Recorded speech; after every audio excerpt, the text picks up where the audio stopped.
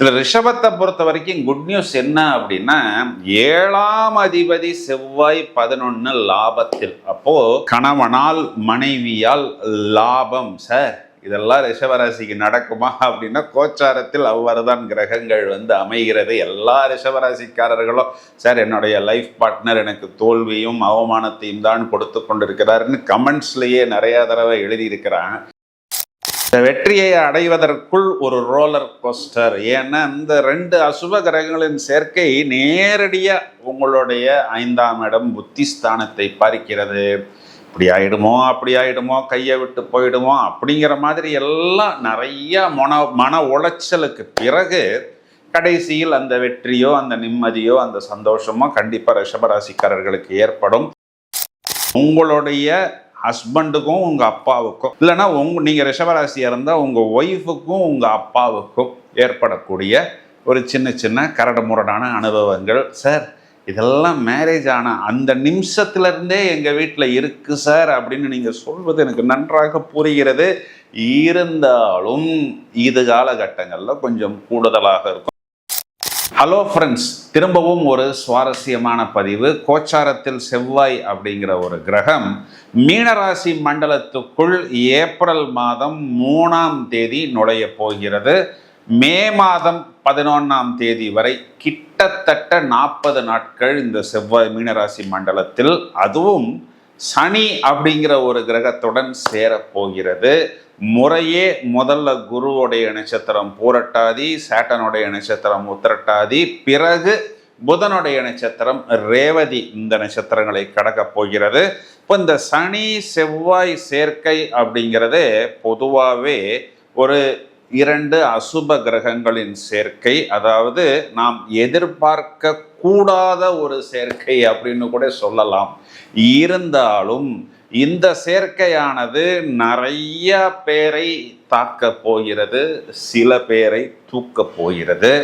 இப்போ இது யாரை எப்படி தாக்க போகிறது, யாரை எப்படி தூக்க போகிறது, அதாவது எல்லாமே இனிப்பாகவே கொடுக்க முடியாது. சில நேரத்தில் கொஞ்சம் புளிப்பு, கொஞ்சம் காரம், கொஞ்சம் துவர்ப்பு, இதையெல்லாம் இந்த கூட்டணி எல்லா ராசிகளுக்கும் கொடுக்க போகிறது. எனவே நாம் எங்க கவனமாக இருக்கணும், நாம் எவ்வாறு நெகட்டிவாக தூண்டப்படுவோம், இதனால் என்ன பாதிப்பு நமக்கு வரும் அப்படிங்கிறத நம்ம முதல்லயே தெரிஞ்சுக்கிட்டோம் அப்படின்னா நிறைய விஷயங்களில் நாம் நம்மை பத்திரப்படுத்தி கொள்ளலாம், உஷாராக இருக்கலாம்.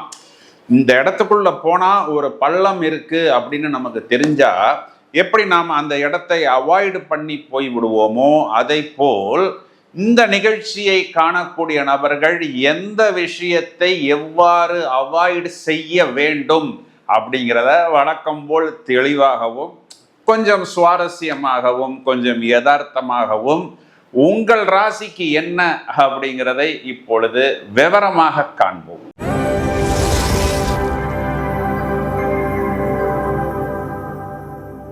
ரிஷபராசிக்கு இந்த சேர்க்கையின் பலனை சொல்வதற்கு காத்து கொண்டிருக்கிறேன். ஏன் அப்படின்னா, நான் இந்த இன்ட்ரொடக்ஷனில் சொல்கிற மாதிரி சில பேருக்கு சில விஷயங்களை தூக்கி கொடுக்கும் அப்படின்னு சொன்னேன் இல்லைங்களா. அதில் ரிஷபராசிக்காரர்கள் இதில் கொஞ்சம் பாசிட்டிவான வைப்ரேஷன்ஸை பெறுவார்கள். இருந்தாலும் காரகத்துவ பாவகத்துவ அடிப்படையில் சின்ன சின்ன இடங்களில் சில விஷயங்களில் கவனமாக இருக்க வேண்டும்.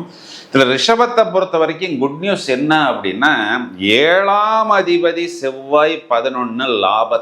அப்போ கணவனால் மனைவியால் லாபம். சார் இதெல்லாம் ரிஷபராசிக்கு நடக்குமா அப்படின்னா, கோச்சாரத்தில் அவ்வாறுதான் கிரகங்கள் அமைகிறது. எல்லா ரிஷபராசிக்காரர்களும் சார் என்னுடைய லைஃப் பார்ட்னர் எனக்கு தோல்வியும் அவமானத்தையும் தான் கொடுத்து கொண்டிருக்கிறாருன்னு கமெண்ட்ஸ்லயே நிறைய தடவை எழுதியிருக்கிறாங்க.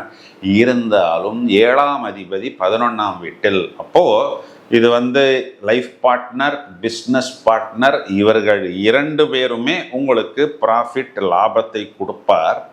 இந்தாப்பா வாப்பா வச்சுக்கோப்பா அப்படிங்கிற மாதிரி எல்லாம் கொடுக்க மாட்டாங்க. இது ஒரு கரடு முரடான வெற்றி.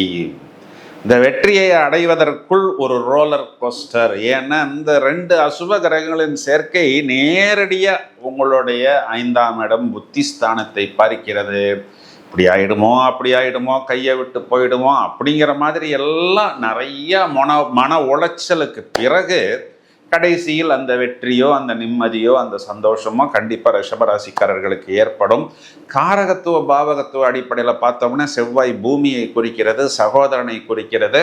இப்போ ரொம்ப நாளாக இந்த பூமிக்கு நான் ட்ரை பண்ணிக்கிட்டு இருந்தேன், ஆள் வரலை விற்கலை அப்படின்னா முதல்ல குருவின் நட்சத்திரத்தில் போகும் பொழுது அதுக்குண்டான ஆட்கள் வருவார்கள், அட்வான்ஸ் வரும். அப்புறம் சேட்டனோட நட்சத்திரத்தில் ட்ராவல் பண்ணும் பொழுது அவன் வந்த மாதிரி வந்தான்ப்பா போயிட்டான்ப்பா ஒர்க் அவுட் ஆகலைப்பா அப்படிங்கிற அளவுக்கு அவர்கள் ஒர்க் அவுட் ஆகவில்லைங்கிற ஒரு நிலைமையை ஏற்படுத்தி விட்டு பிறகு செவ்வாய் புதனுடைய ரேவதி நட்சத்திரத்தில் டிரான்சிட் ஆகும் பொழுது உங்களுக்கு அந்த டீல் ஓகே ஆகும். அதான் ஒரு மன உளைச்சலுக்கு பிறகு ஆகுமோ ஆகாதோ அப்படிங்கிற மாதிரி எல்லாம் யோசித்த பிறகு அந்த விஷயம் என்பது கைகூடும். சகோதரர் மூலமாகவும் சில விஷயங்கள்ல அனுகூலம் உண்டு. இதுக்கும் இதே ரோல் தான். என்னன்னா ஃபஸ்ட்டு வரேம்பாங்க, அப்புறம் இல்லம்பாங்க, கடைசியில் ஓகேம்பாங்க. எப்படி பார்த்தாலும் இறுதியில் இதனை நம்ம ஒரு ப்ளஸ்ஸு அப்படிங்கிற மாதிரி எடுத்துக்கலாம். இதையும் தவிர நிறைய ரிஷபராசிக்காரர்களுக்கு நான் ஏற்கனவே சொல்லியிருக்கிறேன், 7ஆம் அதிபதியும் 9ஆம் அதிபதியும் சேருகிறது. அப்போ அந்த 7ங்கிறது என்ன, இந்த இடத்துல பார்த்தோம்னா லைஃப் பார்ட்னர். 9ங்கிறது அப்பாவை குறிகாட்டுகிறது.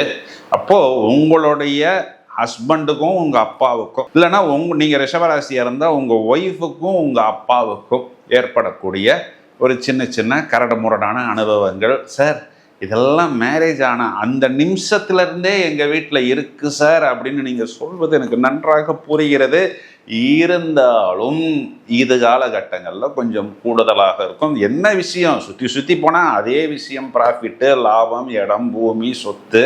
இப்போ செவ்வாய்ங்கிறது சகோதர காரகன். எனவே உங்களுடைய பிரதருக்கும் உங்களுடைய அப்பாவுக்கும் நீ அண்ணாவை கவனிக்கிற, அக்காவை கவனிக்கிற, தம்பியை கவனிக்கிற, தங்கச்சியை கவனிக்கிற, என்னையை மட்டும் நீ கவனிக்கிறதில்லை இப்படிங்கிற மாதிரி சைலண்ட்டாக பிறகு வயலண்ட்டாக இந்த மாதிரியான பிரச்சனைகள் எல்லாம் வரும்.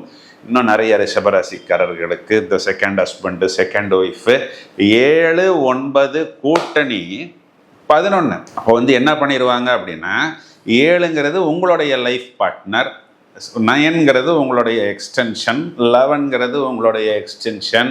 இவர்கள்லாம் கண்டுபிடித்து விடுவார்கள். இதெல்லாம் மக்கள்லாம் ரொம்ப உஷாராக இருக்கிறாங்க, ரொம்பவும் தெளிவாக கண்டுபிடித்து விடுவார்கள். அவர்களுக்குள் கரடு முரடாக ஒரு சின்ன சின்ன சண்டையை துவங்கி விடுவார்கள்.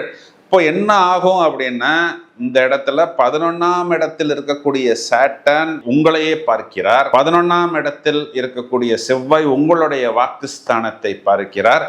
இறுதியில் எல்லாரும் உங்கள் தலையை பிடித்து உருட்டுவார்கள். இந்த கூட்டணியானது 5ஆம் இடத்தை பார்க்கிறது. 5ஆம் இடம்ங்கிறது உங்களுடைய புத்திஸ்தானம். அப்போ புத்திகாரகன் புதன் நீசம் அப்படிங்கிறதுனால மனதளவில் உங்களுக்கு கொஞ்சம் கூடுதலான டென்ஷன் அப்படிங்கிறது ஏற்படும். இப்போ நான் ரிஷபத்தை பொறுத்த வரைக்கும் ப்ளஸ்ஸும் கொடுத்துருக்கிறேன், மைனஸும் கொடுத்துருக்கிறேன்.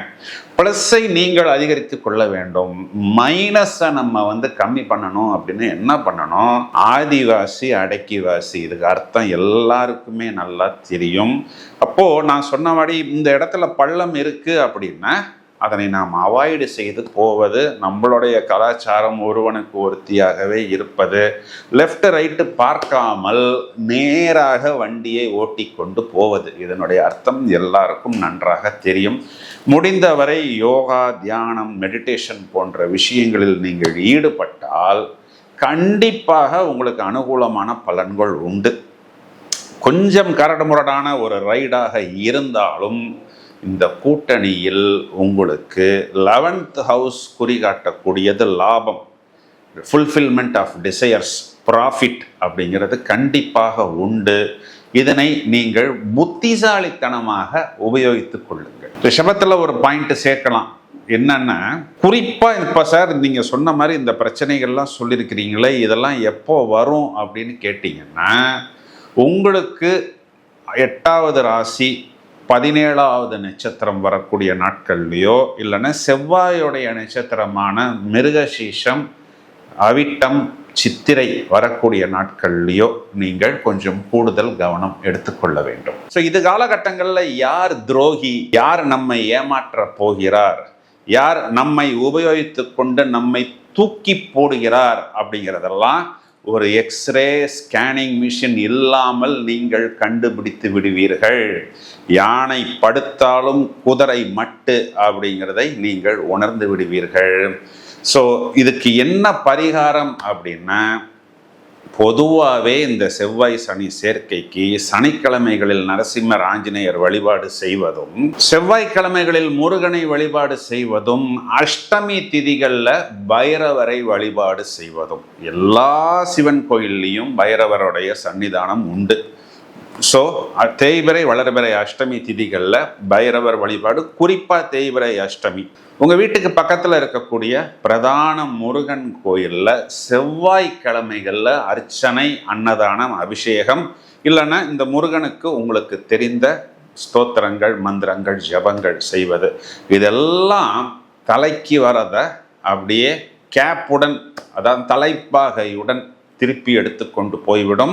நம்மை பெரிய அளவில் பாதிக்காது அப்படின்னு சொல்வது தான் நிதர்சனமான உண்மை. இந்த பதிவை உங்களது நண்பர்களுக்கு ஷேர் செய்யுங்கள். தொடர்ந்து இணைப்பில் இருங்கள். இன்னும் நிறைய காணொளிகள் தயாராகி கொண்டிருக்கிறது. Thank you friends.